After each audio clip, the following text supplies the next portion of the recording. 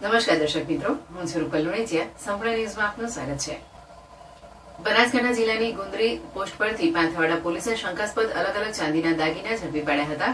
Panthawada police border પર routine checking કરી રહી હતી. તે સમય દરમિયાન રાજસ્થાન તરફથી એક શંકાસ્પદ ગાડી આવતા તેને રોકાવી તપાસ કરતા તેમાંથી અલગ અલગ ચાંદીના દાગીના સાથે એક ઈસમને ઝડપી પાડી પોલીસે આગળની કાર્યવાહી હાથ ધરી છે.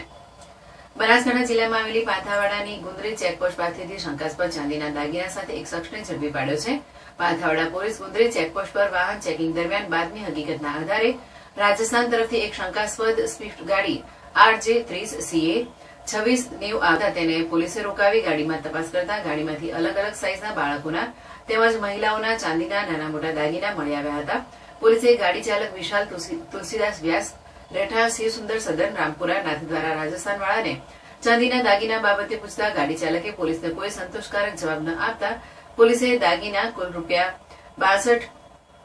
₹62.904 ગ્રામ જેની કિંમત ₹43,50,727 ના કબજે લઈ CRPC કલમ મુજબ ગાડી ચાલકની અટક કરી કાયદેસરની કાર્યવાહી હાથ ધરી છે.